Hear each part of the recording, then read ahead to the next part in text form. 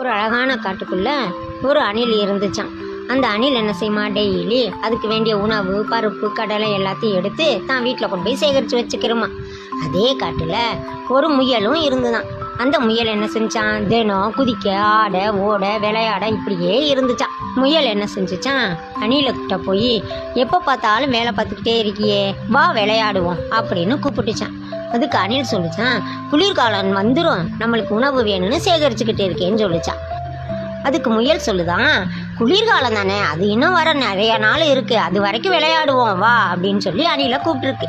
அதுக்கு அணில் என்ன சொல்லிச்சு, சிரிச்சுக்கிட்டே இருந்துருச்சு. நாட்களும் ஓடிருச்சு, குளிர்காலமும் வந்துருச்சு.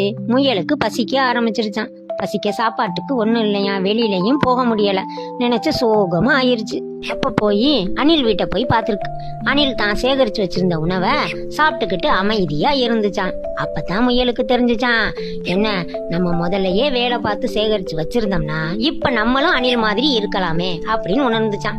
இதுல இருந்து நமக்கு என்ன தெரியுது, அணில் மாதிரி வேலை செய்ய வேண்டிய நேரத்துல வேலை செய்யணும், விளையாட நேரத்துல விளையாடணும், படிக்கிற நேரத்துல நம்ம படிக்கணும்.